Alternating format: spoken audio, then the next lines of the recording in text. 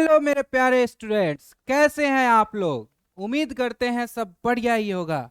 तो आज हम स्टार्ट करने जा रहे हैं लाइट रिफ्लेक्शन एंड रिफ्रैक्शन का सेकेंड लेक्चर, जिसमें आज हम लोग जानेंगे रिफ्लेक्शंस के बारे में कि रिफ्लेक्शन क्या होता है, टाइप्स ऑफ रिफ्लेक्शन के बारे में जानेंगे और रिफ्लेक्शन से रिलेटेड कुछ इंपॉर्टेंट टर्म्स के बारे में जानेंगे।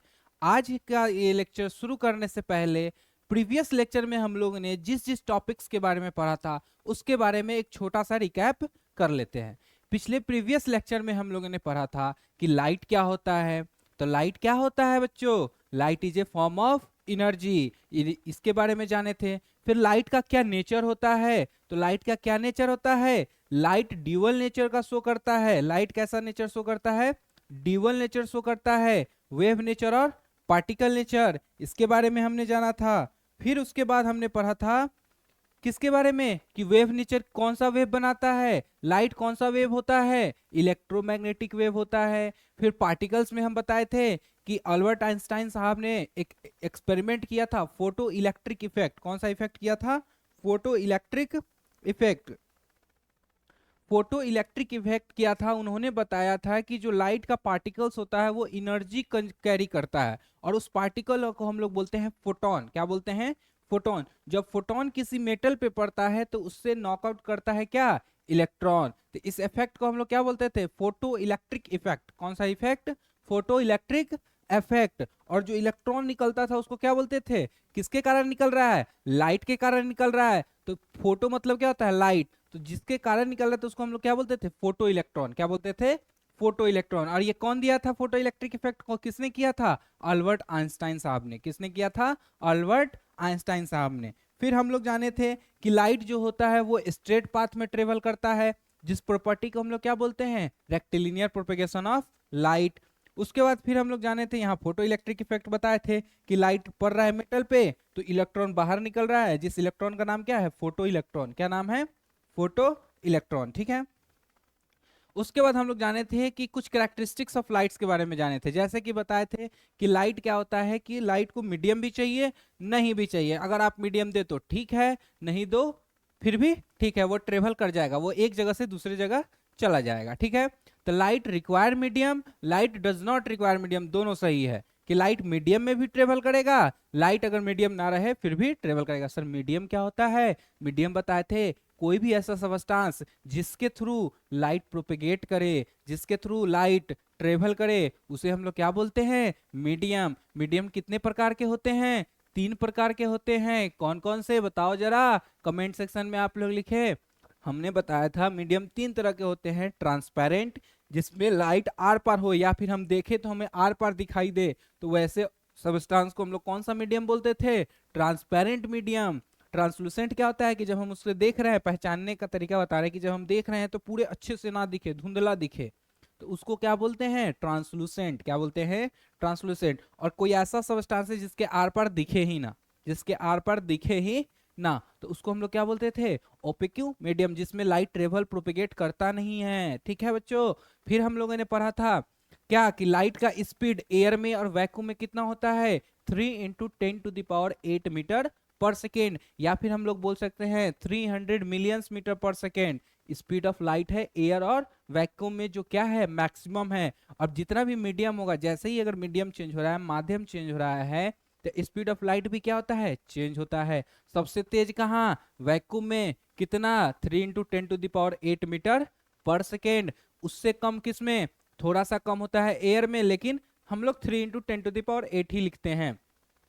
उसके बाद हम लोग कुछ और मटेरियल्स के बारे में जाने थे, जैसे ग्लास में। तो ग्लास में कितना था? 2.25 × 10⁸ मीटर। ग्लास में कितना था? 2 × 10⁸ मीटर पर सेकेंड। फिर हमने पढ़ा था वाटर्स में। वाटर में कितना स्पीड है लाइट का? 2.25 × 10⁸ मीटर पर सेकेंड। इससे हमको पता चला था कि जब हम लाइट को डेंसर मीडियम में ले जा रहे हैं, यानी कि घना एरिया वाला जगह में जब हम लेके जा रहे हैं, घने मीडियम में लेके जा रहे हैं, तो उसका स्पीड क्या हो रहा है? घट रहा है। तो इससे पता चला कि लाइट का स्पीड कब घटेगा? जब मीडियम चेंज होगा। और घटेगा कब? जब मीडियम डेंसर होगा। चेंज होके क्या होगा? डेंसर मीडियम आएगा। अगर डेंसर से रेयर में जाएगा तो स्पीड क्या हो जाएगा? बढ़ जाएगा। वाटर से अगर हम एयर में ले जाए तो स्पीड पहले क्या था? 2.25 25 अब कितना हो गया 3 × 10⁸ मीटर पर सेकंड, तो स्पीड बढ़ा ना। तो जब रेयरर में जाएंगे यानी कि जहाँ खाली खाली जगह है, खाली खाली जो मीडियम है, उसमें स्पीड ऑफ लाइट क्या होगा, बढ़ेगा। और जिसमें घना है, जहाँ जगह ही नहीं है, तो वहाँ स्पीड ऑफ लाइट क्या होगा, घटेगा। ठीक है, चलिए उसके बाद फिर हम लोग जाने थे कि वेलोसिटी जो होता है किसी भी लाइट का, वो चेंज होता है कब, जब मीडियम चेंज करते हैं तब। जब हम लोग मीडियम चेंज करते हैं तब। कोई भी होमोजीनियस अगर मीडियम है तो लाइट जब ट्रेवल करेगा तो वो किस पाथ में ट्रेवल करेगा, स्ट्रेट लाइन में ट्रेवल करेगा। उस प्रॉपर्टी को हम लोग क्या बोलते थे, रेक्टिलिनियर प्रोपेगेशन ऑफ लाइट। फिर उसके बाद हम बताए थे कि लाइट का वेवलेंथ चेंज होता है मीडियम चेंज करने से, और क्या चेंज होता है, वेलोसिटी चेंज होता है। लेकिन एक ऐसा है जो चेंज नहीं होता है, वो क्या है, frequency. Frequency of light does not change when we change the medium. जब हम मीडियम चेंज करते हैं तो लाइट का फ्रीक्वेंसी चेंज नहीं होता है, याद रखना। ठीक है बच्चों, इसके बारे में हम लोग प्रीवियस क्लास में पढ़ लिए थे। फिर उसके बाद कुछ बेसिक डिफिनेशंस के बारे में जाने थे, जैसे सोर्स जाने थे। सोर्स क्या होता है कि कोई भी बॉडी, कोई भी ऑब्जेक्ट जो खुद का लाइट इमिट करे या फिर लगे कि वो लाइट इमिट कर रहा है। कैसे लगेगा, कि वो दूसरे का लाइट रिफ्लेक्ट करेगा तब लगेगा। ठीक है, मेरे पास खुद का पैसा है, हम खुद के पैसे से खिलाएं या फिर किसी और से पैसे लेके खिला रहे हैं तुम्हें, तो अगर तो वो यहाँ पे क्या है कि जब हम खुद का लाइट दे रहे हैं तो वो कौन सा ऑब्जेक्ट कहलाता था, सेल्फ लुमिनस। किसी और से लाइट रिफ्लेक्ट करके हमको दे रहे हैं आपको, तो वो क्या कहलाता था, नॉन लुमिनस ऑब्जेक्ट। फिर उसके बाद हम लोग पढ़े थे मीडियम्स के बारे में। मीडियम बताए हैं, मीडियम क्या होता है, कोई भी सब्सटेंस जिसके थ्रू लाइट प्रोपेगेट करे या फिर लगे कि उससे प्रोपेगेट कर रहा है, लगे कि उससे प्रोपेगेट कर रहा है, तो वो सब्सटेंस क्या कहलाता है, मीडियम। वो सब्सटेंस क्या कहलाता है, मीडियम। ठीक है बच्चों, मीडियम बताए थे कितने तरह के होते हैं, 3 तरह के, ट्रांसपेरेंट, ट्रांसलूसेंट और ओपेक। उसके बाद हम लोग पढ़े थे रे के बारे में। रे क्या होता है, तो रे क्या है कि एक इमेजिनरी लाइन को हम लोग रिप्रेजेंट करते, जब इस क्या करते हैं, रे क्या होता है कि जब हम लाइट के पाथ को रिप्रेजेंट करते हैं, जब लाइट के पाथ को रिप्रेजेंट करते हैं एक स्ट्रेट लाइन से, जिसके हेड पे क्या लगा रहता है, एरो। और वो एरो का काम क्या है, डायरेक्शन ऑफ द लाइट, जिस डायरेक्शन में लाइट प्रोपेगेट कर रहा है, ट्रेवल कर रहा है, उसके डायरेक्शन को डिनोट करना, उसके डायरेक्शन को डिनोट करना। तो ये कौन बताता है हमें, रे बताता है कि किस डायरेक्शन में लाइट जा रहा है, किस डायरेक्शन में लाइट प्रोपेगेट कर रहा है। और ये क्या है, एक इमेजिनरी लाइन है जो किसको डिनोट करता है, पाथ ऑफ द लाइट को, पाथ ऑफ द लाइट को। ठीक है, उसके बाद हम लोग पढ़े थे बीम के बारे में। किसके बारे में पढ़े थे, बीम के बारे में। बीम क्या होता है कि एक रे है, एक लाइट रे है, तो एक लाइट रे, जो बहुत सारा लाइट रे है उसका एक बंडल बना दिए, एक बंच बना दिए। ऐसे समझो कि जब आप लोग अंगूर खरीदने जाते हैं तो एक अंगूर लिए, तो अंगूर को मान लो रे।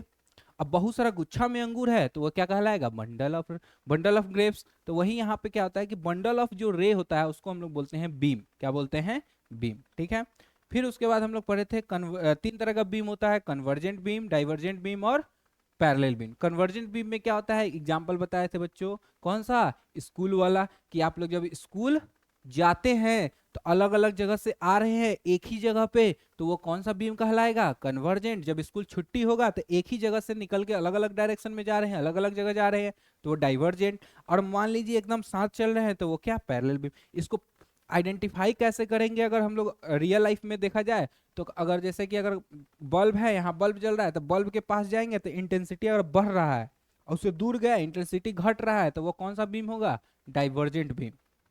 और कन्वर्जेंट में क्या होगा कि जब हम सोर्स के तरफ बढ़ेंगे, जहां से लाइट आ रही है उसके तरफ बढ़ेंगे, तो कन्वर्जेंट में क्या होगा, कन्वर्जेंट में इंटेंसिटी घटेगा। कन्वर्जेंट में इंटेंसिटी क्या बोलते हैं, हाँ, कन्वर्जेंट में सोर्स के तरफ जब हम बढ़ेंगे तो इंटेंसिटी क्या होगा, घटेगा। और जब सोर्स से दूर जाएंगे तो इंटेंसिटी मेरा क्या होगा, बढ़ेगा। इंटेंसिटी मेरा क्या होगा, बढ़ेगा। ये कन्वर्जेंट। और पैरेलल में क्या होगा कि आप कहीं पे भी चले जाए तो लाइट का इंटेंसिटी क्या होगा, इक्वल होगा, लाइट का इंटेंसिटी इक्वल होगा। तो वो कौन सा बीम कहलाता है, ये। जैसे फिगर में भी हम बताए थे कि पैरेलल में यहाँ पे जाइए तो इंटेंसिटी सेम, यहाँ जाइए इंटेंसिटी सेम। लेकिन डाइवर्जेंट में क्या है कि जब सोर्स के पास आइएगा तो ये सब सटा हुआ है, सब लाइट रे एक जगह है, तो यहाँ थोड़ा क्या लगेगा, इंटेंसिटी ज्यादा। जैसे दूर जाए तो यहाँ पे इंटेंसिटी क्या हो जाएगा, कम।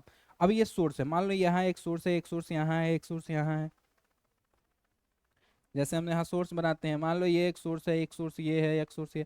तो इस सोर्स से जैसे ही दूर जाएंगे तो हमारा इंटेंसिटी इधर बढ़ेगा, और जब सोर्स के तरफ जाएंगे तो इंटेंसिटी मेरा क्या होगा, घटेगा। ठीक है, तो वो कौन सा बीम कहलाएगा, कन्वर्जेंट बीम। कौन सा बीम कहलाएगा?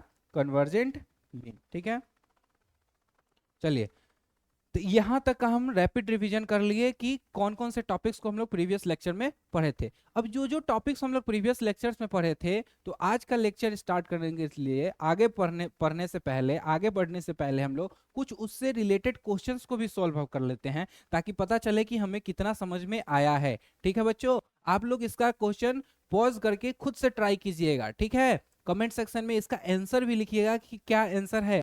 आपके दिमाग में जब फर्स्ट टाइम आप अटेम्प्ट किए, जब ये लेक्चर देखने के बाद जब ये क्वेश्चन बनाए, तो आपका कौन सा आंसर आया, आपका कौन सा आंसर सही हुआ। ठीक है, चलिए हम बताते हैं। सबसे पहला क्वेश्चन क्या है कि a thin layer of water is transparent. ठीक है, वाटर क्या होता है? ट्रांसपेरेंट होता है। Thin layer of water transparent, but a very thick layer of water, but a very thick. अब क्या हुआ कि पहले लेयर थिन था तो हमें आर पर वाटर के दिख रहा था, अब वाटर का जो लेयर है वो क्या हो गया? मोटा हो गया। तो बताइए वो कौन सा मीडियम होगा? तो जब मोटा लेयर हो जाएगा तो क्या आर पर दिखेगा? नहीं दिखेगा, दिखेगा लेकिन बहुत कम दिखेगा, थोड़ा थोड़ा दिखेगा। यानी कि जब थोड़ा थोड़ा किसी के दिख रहा था, जब अच्छे से दिख रहा था तो हम उसे ट्रांसपेरेंट बोल रहे थे, जब थोड़ा बहुत दिखे तो उसे क्या बोलते हैं हम लोग? बताए थे बच्चों, ट्रांसलूसेंट। उसे क्या बोलते हैं हम लोग? Translucent medium. कौन सा मीडियम? ट्रांसलूसेंट। ट्रांसपेरेंट मीडियम क्या होता है कि जब हमें पूरा आर पर अच्छे से दिखाई देगा, जैसे ग्लास ले लिए ऐसे देख रहे हैं, आर पर दिखाई दे रहा है। ठीक, और एक पेपर ले लिए पतला सा, देख रहे हैं तो थोड़ा बहुत दिखाई दे रहा है, तो उसको क्या बोलते हैं? ट्रांसलूसेंट। तो ये इसका आंसर क्या आएगा? ट्रांसलूसेंट। आप लोग भी बताइएगा पॉज करके कि इसका आंसर आप लोग को मतलब क्या आंसर कौन सा होगा आपके अनुसार। ठीक है, और सेकेंड क्वेश्चन क्या है कि air is not visible. Air क्यों नहीं विजिबल? एयर आप लोगों को दिखाई देता है, हवा आप लोगों को कभी दिखाई दिया? हमें तो नहीं दिखाई दिया, हमें तो सिर्फ महसूस हुआ। क्यों? Is nearly A perfectly transparent. क्या वो ट्रांसपेरेंट है? नाइदर ऑब्जॉर्व और नॉट रिफ्लेक्ट लाइट। क्या वो ना ही ऑब्जॉर्व करता है ना ही लाइट को रिफ्लेक्ट करता है? Transmits whole of light. क्या वो सबको कर देता है? या फिर all of the above are correct, या फिर सब सही है? तो एक चीज यहां देखो, पहली बात तो एयर क्या है? ट्रांसपेरेंट है, ये तो सही है। ट्रांसमिट भी कर देता है पूरे लाइट्स को, और ना ही ऑब्जॉर्व करता है ना ही रिफ्लेक्ट करता है, तीनों सही है। तो मेरा राइट ऑप्शन क्या होगा? D, all of the above, all of the above. ठीक है, चलिए नेक्स्ट क्वेश्चन। नेक्स्ट क्वेश्चन हमारा क्या है कि the path along which light travel, the path along which light travel in A homogeneous medium is called. बताइए, जिस path से लाइट ट्रेवल करता है होमोजेनियस मीडियम में, उसे हम क्या बोलते हैं? क्या बीम ऑफ लाइट बोलते हैं? बीम ऑफ लाइट बोलते हैं? नहीं, बीम ऑफ लाइट क्या होता है? बीम ऑफ लाइट सर होता है बंडल ऑफ रे। बंडल ऑफ रे मतलब बहुत सारा पाथ को एक साथ जब बोलेंगे तब ना बोलेंगे, लेकिन यहाँ पे क्या है? द पाथ, सिर्फ पाथ बोला है, पाथ्स नहीं बोला है। ठीक है, पाथ। तो रे बीम ऑफ लाइट नहीं होगा। ठीक है, रे ऑफ लाइट हो सकता है। हाँ, रे ऑफ लाइट का काम ही क्या है भाई? वो पाथ ऑफ द लाइट को ही तो रिप्रेजेंट करता है। तो वही तो पूछ रहा है ना कि the path along which light travel in A homogeneous medium, तो कौन डिनोट करता है? Ray of light. कोई दिक्कत? चलिए नेक्स्ट क्वेश्चन है, you read a newspaper because of the light that it reflect, then why do you not see even a faint image of yourself in the newspaper। जब आप newspaper पढ़ते हैं तो उसमें लाइट पड़ता है तो वो रिफ्लेक्ट होता है हमारे आंख पे, तब हम न्यूज़पेपर को पढ़ पाते हैं। तो जब वो रिफ्लेक्शन कर रहा है, जब वो रिफ्लेक्शन कर रहा है तो उसमें आपका फेस क्यों नहीं दिख रहा? जरा बताइए। तो फेस इसके कारण नहीं दिखता है क्योंकि वो रेगुलर रिफ्लेक्शन नहीं है। वो क्या करता है? इरेगुलर रिफ्लेक्शन करता है, जिसमें कि रिफ्लेक्टेड रे इधर उधर चला जाता है। इसको हम लोग आगे जब रिफ्लेक्शन पढ़ाऊंगा उसमें जब टाइप ऑफ रिफ्लेक्शन बताएंगे तो अच्छे से एक्सप्लेन करेंगे। ठीक है, इस क्वेश्चन को नोट डाउन कर लीजिएगा। ठीक है, इस क्वेश्चन को हम लोग कहाँ बनाएंगे? रिफ्लेक्शन पढ़ने के बाद। ठीक है, जस्ट उसके बाद ही हम लोग इसको डिस्कस करेंगे। नेक्स्ट क्वेश्चन क्या है? the extent to which a ray of light traveling in one medium and entering the second medium। अच्छा देखिए, कोई लाइट रे एक मीडियम से दूसरे मीडियम में जा रहा है, तो सबसे पहला बात सर आपने बताया है कि जब मीडियम चेंज होगा, एक मीडियम से दूसरे मीडियम में जाएगा, तो क्या क्या होगा बच्चों? पहली बात तो उसका वेलोसिटी चेंज होगा, दूसरा क्या? उसका वेवलेंथ चेंज होगा। क्या चेंज होगा? वेवलेंथ। सर ये दो चीज चेंज होगा, एक और चीज बताए हैं, क्या नहीं चेंज होगा सर? फ्रीक्वेंसी चेंज नहीं होगा। क्या चेंज नहीं होगा? फ्रीक्वेंसी चेंज नहीं होगा। अब क्वेश्चन देखते हैं क्या। One medium and entering the second medium bends depends on, किस पे डिपेंड करेगा? स्पीड ऑफ लाइट पे, none of the above, wavelength of light या फ्रीक्वेंसी ऑफ लाइट। तो यहाँ ये देखो, वेवलेंथ से उसके पाथ पे कोई असर नहीं पड़ता है, और फ्रीक्वेंसी जब मीडियम जब चेंज हो रहा है, फ्रीक्वेंसी जब चेंज हो ही नहीं रहा है, तो उससे क्या ही असर पड़ेगा? उससे कोई असर पड़ेगा नहीं पड़ेगा। तो क्या होगा? तो उसका आंसर क्या होगा? Speed of light. जैसे ही स्पीड ऑफ लाइट घटता है तो वो क्या होता है? उसका पाथ चेंज हो जाता है, वो बेंड कर जाता है। वो क्या कर जाता है? बेंड कर जाता है। ठीक है, ऐसे समझो। ऐसे तो ये रिफ्रैक्शन में पढ़ना है, लेकिन थोड़ा सा हम बता देते हैं, ऐसे समझो। जैसे कि मान लो कि ये एक मीडियम है, ये एक क्या है? मीडियम है। ये एक मीडियम है, ये मीडियम 1 है और ये मीडियम 2 है। जब लाइट रे यहाँ से ऐसे आया, इससे टकराया, ये ट्रांसपेरेंट मीडियम है। कैसा मीडियम है? और जैसे ही दूसरे मीडियम में गया, तो मान लो कि ये ऐसे हुआ, बेंड कर गया। ठीक है, बेंड कर गया। क्यों? क्योंकि इसमें वेलोसिटी कुछ और था, इसमें वेलोसिटी कुछ और था। तो ऐसे सोचो कि आपके पास जब पैसे हैं, जब आप फ्री हैं, तो आप घर की तरफ तो नहीं जाएंगे, फ्री हैं अपना घूम रहे हैं चारों तरफ। लेकिन जब आप फ्री नहीं हैं, आपके पास पैसे कम है, तो आप किधर जाएंगे? मान लो ये नॉर्मल है, ये क्या है? ये नॉर्मल है। तो नॉर्मल की तरफ भागोगे, क्योंकि आपके पास क्या हो गया? पैसे कम हो गए हैं, वेलोसिटी कम हो गया है। वेलोसिटी क्या हो गया है? कम हो गया है। तो जब वेलोसिटी कम होता है तो वो किधर भागता है? नॉर्मल की तरफ। और जब वेलोसिटी बढ़ जाता है, यानी कि आपके पास पैसे ज्यादा आ गया, तो आप कहोगे हम घर की तरफ क्यों जा रहे हैं, हम खाने पीने, घूमने, ऐश करने। तो आप क्या करोगे? जैसे अगर मान लो कि लाइट रे इधर से जाता, नहीं दूसरा दूसरा बनाते हैं, यहाँ पे अगर हम किए, अब ये क्या था कि अब ये लाइट रे यहाँ से क्या होगा? बेंड तो करेगा, लेकिन ये दूर भागेगा। क्यों? वेलोसिटी बढ़ गया। वेलोसिटी बढ़ गया तो वो नॉर्मल से दूर भागेगा, नॉर्मल से दूर भागेगा। तो ये किस पे डिपेंड किया? वेलोसिटी पे। किस पे डिपेंड किया? स्पीड पे। ठीक है, चलिए नेक्स्ट क्या है। How does the frequency of a beam of ultraviolet ray change when it goes from into glass? Air से जब ग्लास में लाइट जाएगा, तो अल्ट्रावायलेट रे का फ्रीक्वेंसी क्या होगा? घटेगा, बढ़ेगा, या सेम रहेगा, या फिर इसमें से कुछ नहीं? जरा आप लोग बताएं। हम बताए थे कुछ भी हो जाए, कोई भी लाइट रे जब मीडियम चेंज करेगा, क्या होगा? मीडियम चेंज करेगा। तो जब लाइट रे होगा, उसका फ्रीक्वेंसी क्या रहता है? सेम रहता है। तो अल्ट्रावायलेट भी तो क्या है? लाइट ही है ना। अल्ट्रावायलेट भी क्या है? अल्ट्रावायलेट भी क्या है? लाइट ही है ना। तो लाइट है, लाइट रे है, जब मीडियम चेंज करेगा तो क्या वो अपना चेंज करेगा फ्रीक्वेंसी? नहीं करेगा। तो आंसर क्या हो जाएगा? Frequency remains the same. Frequency remains the same. ठीक है, ये सारे क्वेश्चंस आपको कराए गए हैं पीछे जो जितने भी टॉपिक्स हम लोग पढ़े हैं उससे रिलेटेड। ठीक है, तो चलिए अब बिना देरी किए हुए शुरू करते हैं हम लोग अपना नेक्स्ट, कि हम लोग क्या क्या पढ़ेंगे और क्या। तो सबसे पहले हम लोग जानेंगे कि रिफ्लेक्शन ऑफ लाइट क्या होता है। रिफ्लेक्शन ऑफ लाइट क्या होता है? ठीक है, देखो, रिफ्लेक्शन ऑफ लाइट का मतलब क्या होता है? वर्ड है रिफ्लेक्शन, मतलब रिफ्लेक्ट करना। रिफ्लेक्ट करने का मतलब क्या होता है? कि बाउंस्ड बैक करना, किसी चीज को वापस करना, किसी चीज को वापस फेंकना। जैसे मान लो एक ball, tennis ball. Tennis ball को जब हम दीवार पे फेंकते हैं, तो दीवार पे जैसे ही फेंकते हैं, तो दीवार हमें क्या करता है? उसको पीछे फेंक देता है। उसको क्या कर देता है? हमारे तरफ फिर से बैक, पीछे की तरफ फेंक देता है। तो वहीं यहाँ पे क्या है कि जब लाइट रे क्या, जब लाइट रे किसी सरफेस को टकराता है, जब लाइट रे किसी सरफेस को टकराएगा, अगर सरफेस ट्रांसपेरेंट रहा तो आर पार हो जाएगा। ठीक, लेकिन जब ट्रांसपेरेंट भी रहेगा तो वो भी वहां से रिफ्लेक्ट करता है। ठीक है, ऐसा नहीं है कि लाइट जो ट्रांसपेरेंट है वो सिर्फ और सिर्फ लाइट को आर पर करा देगा, रिफ्लेक्ट करेगा ही नहीं। जब रिफ्लेक्ट करेगा ही नहीं तो दिखेगा कैसे? दिखता है ना हमें। तो जो कोई भी सरफेस, मान लो कोई सरफेस से जैसे ही लाइट रे टकराता है, तो लाइट रे टकराया तो वो क्या करेगा? पीछे की तरफ फेंकेगा। तो वो जो पीछे की तरफ फेंका, तो ये जो पूरा फेनोमेना है, ये जो पूरा प्रोसेस हो रहा है, कौन सा? कि लाइट रे का टकराना, रिफ्लेक्टिंग सरफेस से टकराना, और फिर वापस आना सेम मीडियम में, तो ये फिनोमेना और ये प्रोसेस क्या कहलाता है? ये प्रोसेस कहलाता है रिफ्लेक्शन ऑफ लाइट। इसे हम क्या कहते हैं? Reflection of light. तो यहाँ क्या लिखा हुआ है?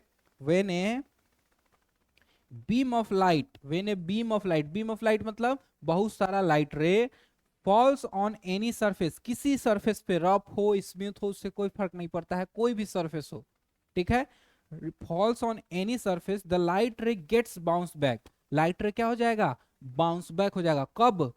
After reflection, after striking in the same medium, same medium में वापस आ जाएगा। जैसे कि मान लो कि यहाँ एक मीडियम है, यहाँ पे बहुत सारा लाइट रे गया, टकराया, ठीक है, लाइट रे टकराया, फिर से ये वापस अपने मीडियम में आ जाएगा।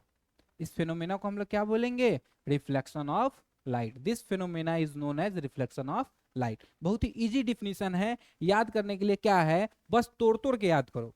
रिफ्लेक्शन क्या है? कि सर कोई लाइट रे किसी सरफेस से टकराएगा, टकराने के बाद क्या होगा? क्या होगा?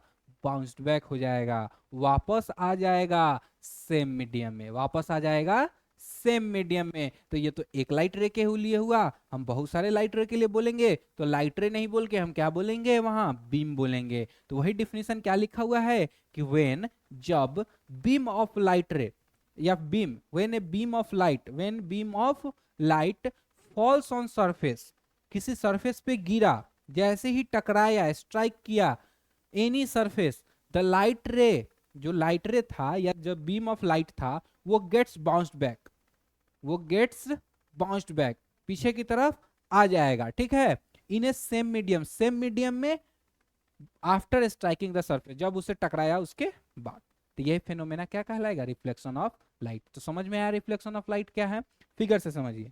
देखिए कोई एक लाइट रे है, ये सरफेस है, ये मिरर है, मिरर से टकराया, टकराने के बाद क्या हो गया? वापस हो गया। ये पूरा फिनोमेना क्या कहलाएगा? Reflection of light.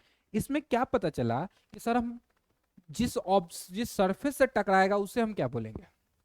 लाइट रे जिस सरफेस से टकराएगा उसे हम क्या बोलेंगे? तो जिस सरफेस से टकराया और सरफेस लाइट को रिफ्लेक्ट किया, उस सरफेस को हम लोग बोलते हैं रिफ्लेक्टिंग सरफेस। इस फिगर में बताइए रिफ्लेक्टिंग सरफेस कौन है? मिरर। रिफ्लेक्टिंग सरफेस कौन है? मिरर। क्यों है? क्योंकि लाइट रे इसे टकरा रहा है, वापस चला जा रहा है, ये सरफेस है, तो ये सरफेस क्या कहलाएगा? Reflecting surface. तो what is reflecting surface? The surface from which light gets reflected, कोई भी ऐसा सरफेस जिससे लाइट रिफ्लेक्ट हुआ है तो वो सरफेस क्या कहलाता है? रिफ्लेक्टिंग सरफेस, ठीक है। अच्छा, जो लाइट रे रिफ्लेक्टिंग सरफेस पे गिरा है उसे क्या बोलेंगे? तो उसे हम लोग बोलते हैं इंसिडेंट रे। क्या बोलते हैं? Incident ray. जो लाइट रे रिफ्लेक्टिंग सरफेस पे गिरा है, उससे टकराया है, जैसे हम बॉल का एग्जांपल दिए थे, टेनिस बॉल का, जब टेनिस बॉल को हम मार रहे हैं तो वो टेनिस बॉल जब टकराया, जब टकराने के दौरान उस टेनिस बॉल को हम लोग क्या बोलेंगे? Incident ball. उसी तरह कोई अगर लाइट रे टकराया जब, तो वो लाइट रे टकराने वाला लाइट रे क्या कहलाएगा? Incident ray. क्या कहलाएगा? Incident ray. और टकराने के बाद क्या होगा? रिफ्लेक्टिंग सरफेस उसे क्या कर देगा? फिर वापस भेज देगा। तो वापस जो भेजा, जो रे वापस आया, जो बॉल वापस आया, उसे हम क्या बोलेंगे? Reflected ray. क्या बोलेंगे? Reflected ray. कोई दिक्कत यहां तक? चलिए, ये था रिफ्लेक्शन ऑफ लाइट। अब इससे कुछ रिलेटेड टर्म्स के बारे में जानते हैं कि हम लोग जैसे देखें रिफ्लेक्टिंग सरफेस, इंसिडेंट रे, रिफ्लेक्टेड रे, फिर एंगल ऑफ इंसिडेंस देखेंगे, angle of reflection, reflecting surface क्या है, ये सब के बारे में। तो कुछ एसोसिएटेड टर्म जो रिफ्लेक्शन ऑफ लाइट में यूज आए हैं, ठीक है, हम लोग किए हैं। तो सबसे पहला है रिफ्लेक्टिंग सरफेस। रिफ्लेक्टिंग सरफेस क्या था कि रिफ्लेक्टिंग सरफेस क्या है कि जो ऑब्जेक्ट, जो मीडियम था या फिर जो ऑब्जेक्ट था, जो सरफेस था, जिस सरफेस से लाइट रे गिरा और गिरने के बाद क्या हुआ है? बाउंस बैक हुआ है, वो सरफेस क्या कहलाएगा? वो जगह क्या कहलाएगा? Reflecting surface. तो क्या है कि the surface from which, the surface from विच मतलब कि वो ऐसा सरफेस जहां से लाइट इज रिफ्लेक्टेड, लाइट क्या हुआ है? बाउंस बैक आया है, लाइट रिफ्लेक्टेड, इज कॉल्ड, उसे हम क्या बोलेंगे? Reflecting surface. उसे हम क्या बोलेंगे? रिफ्लेक्टिंग सरफेस, ठीक है। उसके बाद क्या है? Point of incidence. Point of incidence क्या होता है? देखो यहां देखो, पॉइंट ऑफ इंसिडेंस क्या होता है कि जब जो इंसिडेंट रे जिस पॉइंट पे आके टकराया, ठीक है, ये कुछ भी हो सकता है, जैसे ये एक रे था तो यहाँ टकराया, मान लो इस पॉइंट का नाम ए है, मान लो कोई और रे लेते जो यहाँ आके टकराता पॉइंट बी पे, ठीक है। तो जिस पॉइंट पे जो लाइट रे आके टकराएगा वो पॉइंट उस लाइट रे का क्या कहलाएगा, पॉइंट ऑफ इंसिडेंस। जिस पॉइंट पे लाइट रे आके टकराएगा वो पॉइंट उस लाइट रे के लिए क्या कहलाएगा, पॉइंट ऑफ इंसिडेंस। जैसे अगर इस लाइट रे का अगर हम नाम दे, जैसे मान लो ये लाइट रे का हम नाम देते हैं, कुछ भी नाम दे दो, जैसे मान लो ये पी लाइट रे है, तो पी लाइट रे का पॉइंट ऑफ इंसिडेंस क्या है, ए। इसका अगर हम ले, इसका नाम दे दिए एम, तो एम लाइट रे का पॉइंट ऑफ इंसिडेंस क्या है, बी। तो जिस लाइट रे रिफ्लेक्टिंग सरफेस के जिस पॉइंट से टकराएगा वो पॉइंट उस लाइट रे का क्या कहलाएगा, पॉइंट ऑफ इंसिडेंस। तो पॉइंट ऑफ इंसिडेंस समझ में आया, ठीक है। चलिए, तो पॉइंट ऑफ इंसिडेंस का डिफिनेशन क्या है, the point on the reflecting surface. Point कहां पे होगा, रिफ्लेक्टिंग सरफेस पे। तो the point of reflecting surface at which A ray of light, जिस पे एक रे ऑफ लाइट फॉल करेगा, स्ट्राइक करेगा, strike is called point of incidence. वो क्या कहलाएगा, पॉइंट ऑफ इंसिडेंस, ठीक है। नॉर्मल क्या होता है, देखो यहां देखो, नॉर्मल क्या होता है कि ये एक इमेजिनरी परपेंडिकुलर लाइन है।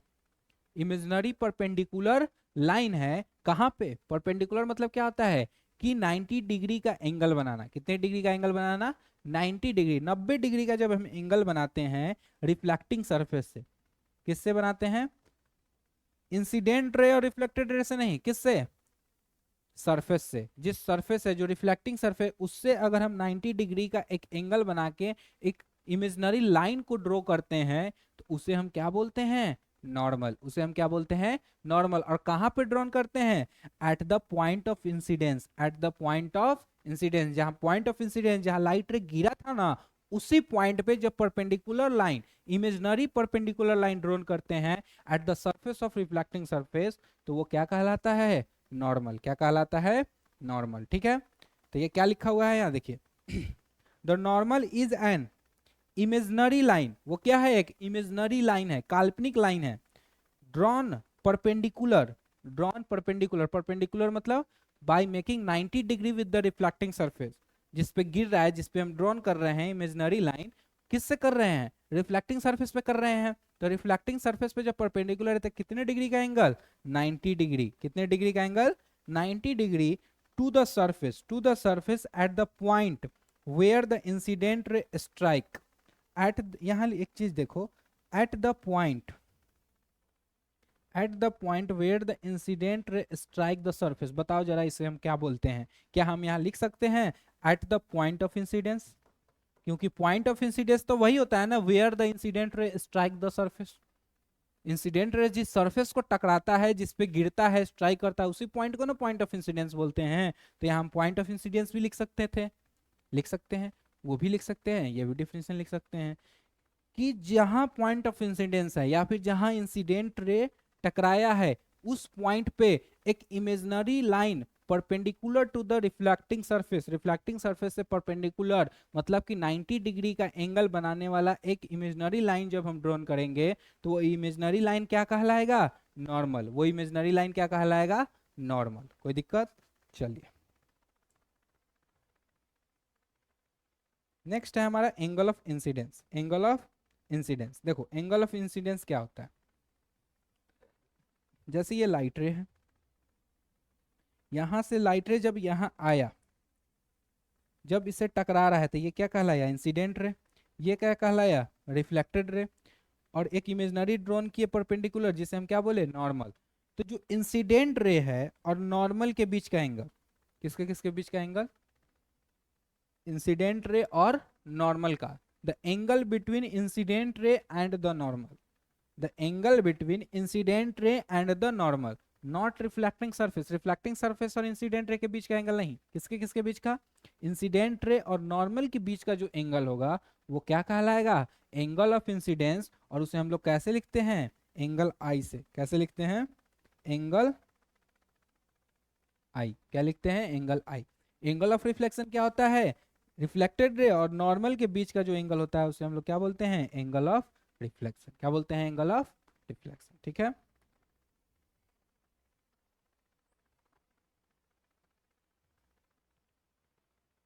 एंगल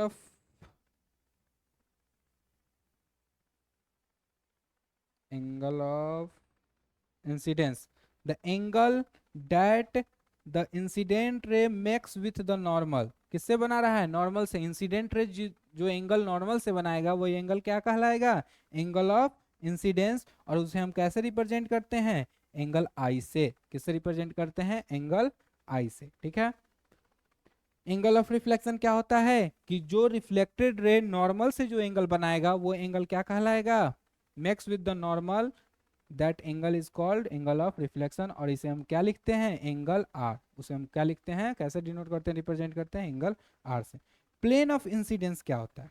देखो, the plane in which normal and the incident ray lie.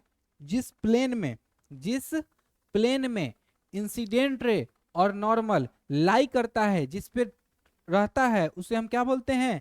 Plane of incidence. क्या बोलते हैं? Plane of incidence. Plane of reflection क्या होता है कि the plane in which the normal and reflected ray, जिस प्लेन में प्लेन, देखो एक्चुअली क्या है कि ये सरफेस है, ये क्या है? ये सरफेस है। ठीक है। यहां लाइट रे आया, इंसिडेंट ले आया, इस पॉइंट को क्या बोलेंगे? Point of incidence. ठीक है। ये पॉइंट क्या गया? Reflected ray. क्या है? रिफ्लेक्टेड रे है। इस सरफेस नीचे पॉलिश है तभी रिफ्लेक्शन हुआ। ठीक है। ठीक। और यहाँ पे हम क्या किए कि एक नॉर्मल बनाए। क्या बनाए? नॉर्मल।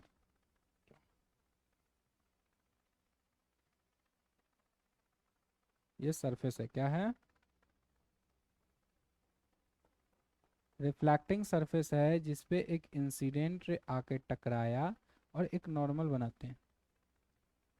इमेजिनरी लाइन जो परपेंडिकुलर है किससे?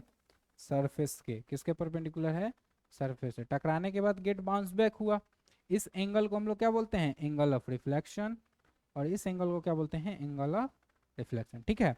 तो प्लेन क्या होता है कि इंसिडेंट रे, ये वाला प्लेन नहीं है, सरफेस नहीं है, तो रिफ्लेक्टिंग सरफेस है। प्लेन क्या होता है कि जैसे तुमको ऐसे समझो कि मान लो कि ये है, तो जब हम इससे ऐसे कर रहे थे, ये दोनों टकरा रहा है, तो जिसमें इंसिडेंट रे और नॉर्मल टकराएगा वो प्लेन क्या कहलाएगा? Plane of incidence. क्या कहलाएगा? Plane of incidence. ठीक है।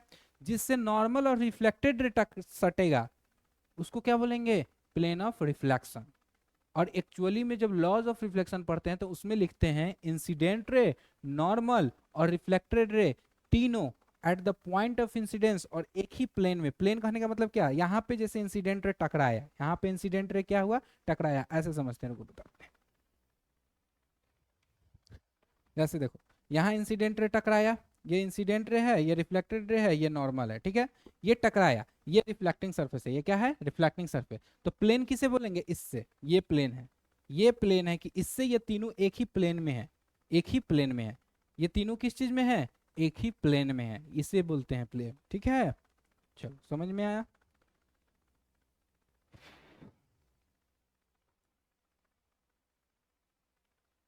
अब आता है types of reflection. Types of reflection. Types of reflection कितने प्रकार के होते हैं? दो प्रकार के। एक होता है रेगुलर रिफ्लेक्शन और दूसरा क्या होता है? Irregular reflection. रेगुलर रिफ्लेक्शन को हम लोग दूसरे नाम से जानते हैं स्पेक्युलर रिफ्लेक्शन। क्या बोलते हैं?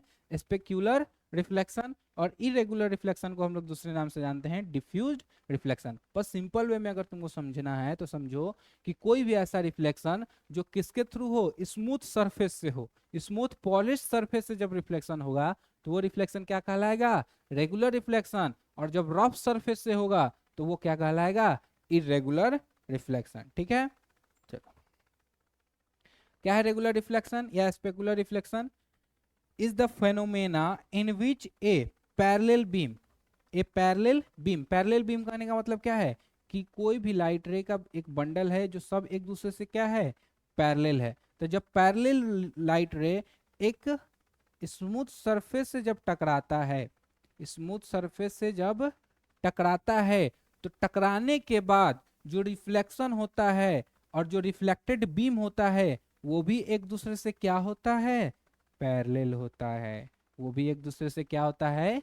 पैरेलल होता है। तो ये फेनोमेना जिसमें पैरेलल बीम जब एक पॉलिश्ड स्मूथ सरफेस से टकराया और पैरेलल ही निकला तो ये कौन सा रिफ्लेक्शन कहलाता है? Regular reflection. तो क्या लिखा हुआ है? फेनोमेना इन विच ए पैरेलल बीम लाइट रे इन ए पैरेलल बीम ऑफ लाइट रे strike a smooth polished surface. ये याद रखना है, स्मूथ पॉलिश्ड सरफेस तो reflect in a specific predictable direction, एक ही डायरेक्शन में यूनि डायरेक्शनल हो, with all reflected ray remaining parallel.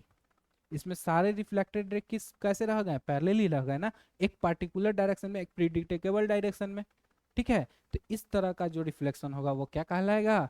Regular reflection. और रेगुलर रिफ्लेक्शन जिस भी ऑब्जेक्ट से होगा वो एक क्लियर इमेज बनाएगा। क्या बनाएगा? क्लियर और वेल डिफाइंड इमेज का फॉर्मेशन करता है। यही केस था जो पीछे वाले क्वेश्चन था न्यूज़पेपर वाला। तो न्यूज़पेपर क्या है? एक रफ सरफेस है, एक ट्रांसलूसेंट है, जिसमें क्या होता है? इरेगुलर रिफ्लेक्शन होता है। ठीक है, रेगुलर होता तो क्लियर इमेज का फॉर्मेशन होता। कोई दिक्कत? चलिए नेक्स्ट देखते हैं अब इरेगुलर रिफ्लेक्शन या फिर डिफ्यूज। अच्छा, यहाँ फिगर भी देख लो, पैरेलल आया, ये भी पैरेलल है, ये भी एक दूसरे से क्या है? पैरेलल है। रिफ्लेक्शन के बाद क्या हो जा रहा है? पैरेलल चला जा रहा है, सरफेस क्या है? स्मूथ है। ठीक है, चलिए अब आता है इरेगुलर रिफ्लेक्शन, जिसे हम लोग इरेगुलर रिफ्लेक्शन को हम लोग दूसरे नाम से क्या जानते हैं? किस नाम से जानते हैं? Diffused reflection. क्या बोलते हैं? डिफ्यूज्ड। Diffused reflection. ठीक है, इरेगुलर रिफ्लेक्शन क्या है कि कोई एक ऐसा फेनोमेना जिसमें पैरेलल बीम तो जाए लेकिन वो किससे? रफ अनपॉलिश सरफेस से टकराए। किससे? रफ और अनपॉलिश सरफेस से जब टकराएगा तो उसका रे क्या होगा? अलग अलग डायरेक्शन में, मल्टीपल डायरेक्शन में चला जाएगा। किसके कारण? सरफेस के इरेगुलरिटीज के कारण। सरफेस इरेगुलर है तो उससे टकराएगा, वो उधर भागेगा, उससे टकराएगा, वो आया तो पैरेलल लेकिन गया पैरेलल नहीं, आया तो पैरेलल गया पैरेलल नहीं। क्यों नहीं गया पैरेलल? क्योंकि सरफेस रेगुलर नहीं था, सरफेस रेगुलर पैटर्न में नहीं था, वो इरेगुलर था। क्या था? इरेगुलर था। तो इस तरह के रिफ्लेक्शन को हम लोग बोलते हैं इरेगुलर रिफ्लेक्शन या फिर डिफ्यूज्ड रिफ्लेक्शन। ठीक है, और ये एक क्लियर इमेज का फॉर्मेशन नहीं करता है, वही वाला क्वेश्चन न्यूज़पेपर वाला। ठीक है, चलिए फिगर में देख लीजिए, ये सरफेस क्या है? रफ। पैरेलल आया लेकिन कोई इधर जा रहा है, कोई इधर जा रहा है, कोई इधर जा रहा है, मल्टीपल डायरेक्शन में रिफ्लेक्शन जाएगा, रिफ्लेक्टेड रे। तो ये किस तरह का इमेज कहलाएगा? कि क्लियर इमेज बनाएगा? नहीं, क्लियर इमेज का फॉर्मेशन नहीं करेगा। तो इस तरह के फेनोमेना जिसमें मल्टीपल डायरेक्शन में रिफ्लेक्टेड रे चला जाता है, एक पैरेलल इंसिडेंट रे का रिफ्लेक्टेड रे मल्टीपल डायरेक्शन में जाता है, तो उस तरह के रिफ्लेक्शन को हम लोग बोलते हैं इरेगुलर रिफ्लेक्शन। क्या बोलते हैं? Irregular reflection. ठीक है, आशा करते हैं आपको यहाँ तक बहुत अच्छे से समझ में आया होगा। नेक्स्ट के लेक्चर में हम लोग इससे रिलेटेड कुछ क्वेश्चंस को भी सॉल्व करेंगे और इसे रैपिड रिविजन्स में भी हम लोग नेक्स्ट क्लास में पढ़ेंगे। और कोई भी इससे क्वेश्चन रिलेटेड हो, कोई भी ऐसा डाउट जहाँ नहीं समझ में आया हो, आप लोग कमेंट सेक्शन में जरूर बताइएगा, ताकि नेक्स्ट लेक्चर में हम उसे अच्छे से बता पाए। ठीक है, अच्छे से बताने की कोशिश करेंगे ताकि आपको समझ में आए। चलिए धन्यवाद, मिलते हैं आपसे नेक्स्ट लेक्चर में।